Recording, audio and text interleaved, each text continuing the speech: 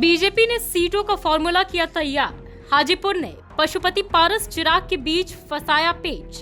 कुशवाहा मांझी को इतनी सीटें। लोकसभा चुनाव को लेकर अब एनडीए और महागठबंधन दोनों ही सीट बंटवारे को अंजाम देने की तैयारी में है। वैसे भी यह लगभग साफ हो चुका है कि बीजेपी का किन दलों के साथ गठबंधन होगा। दूसरी तरफ महागठबंधन की स्थिति भी लगभग साफ है, लेकिन हाजीपुर समेत कई ऐसी सीटें हैं जिसके कारण उठापटक हो सकता है। इसके अलावा पप्पू यादव और मुकेश सहनी को लेकर किसी भी गठबंधन ने अपने पत्ते नहीं खोले हैं। वैसे मुकेश सहनी यह कह चुके हैं कि बीजेपी 5 सीटें देगी तो भी उनके साथ नहीं जाएंगे। तो दूसरी तरफ पप्पू यादव भी महागठबंधन की तरफ अपने झुकाव को कई बार दिखा चुके हैं। ऐसे में ज्यादा संभावना यही है कि या तो ये नेता अकेले चुनाव लड़ेंगे या तो महागठबंधन के साथ जाएंगे। इन सब के बीच ऐसी खबरें आ रही हैं कि एनडीए में सीट बंटवारा हो गया है, लेकिन पशुपति और चिराग बीजेपी के लिए बड़ी चुनौती बने हुए हैं।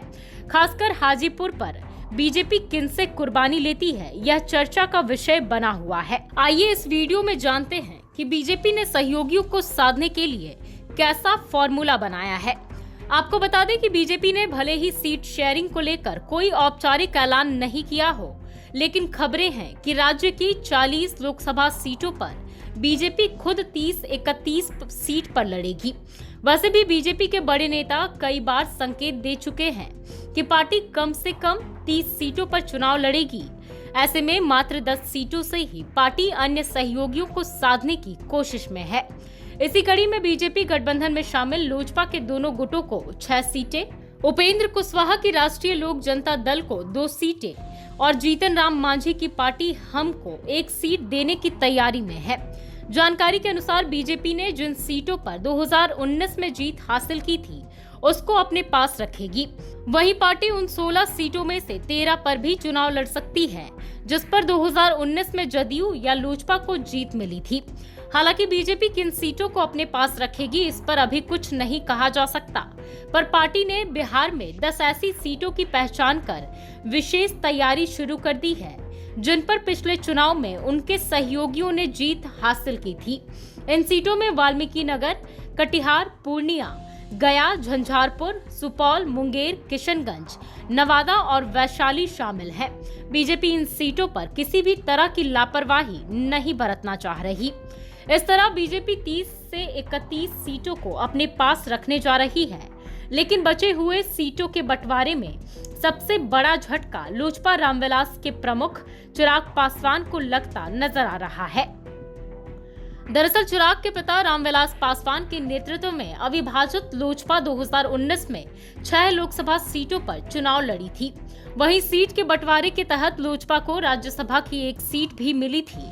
ऐसे में चिराग पासवान चाहते थे कि लोजपा के बंटने के बावजूद उसी व्यवस्था पर कायम रहे, यानी कि चिराग पासवान ने इशारों में बता दिया था कि लोजपा 6 सीटों पर चुनाव लड़ना चाहती है।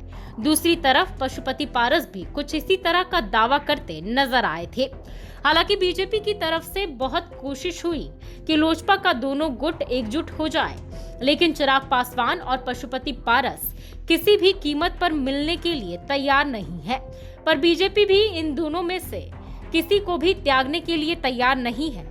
ऐसे में खबरें हैं कि बीजेपी बीच का रास्ता निकालते हुए 2019 लोकसभा चुनाव में लोजपा को मिली सीटों को 2 हिस्सों में बांट सकती है, यानी कि 3 सीटें चिराग पासवान को और 3 सीटें पशुपति पारस को मिल सकती है। जाहिर सी बात है कि अगर ऐसा होता है तो यह चिराग पासवान के लिए किसी बड़े झटके से कम नहीं होगा। वैसे भी चिराग काफी नापतौल कर राजनीति करते हुए नजर आ रहे हैं। ऐसे में क्या वह इतनी सीटों पर राजी होंगे, यह देखना दिलचस्प होगा। हालांकि बात अगर चिराग और पशुपति पारस की हो तो इनके बीच सीट बंटवारे से भी ज्यादा बड़ा मुद्दा हाजीपुर लोकसभा सीट है। बीजेपी यह सीट किसको देगी और इसके बाद दूसरे नेता का क्या रिएक्शन होगा, इस पर एनडीए की एकता का भी भविष्य तय होगा।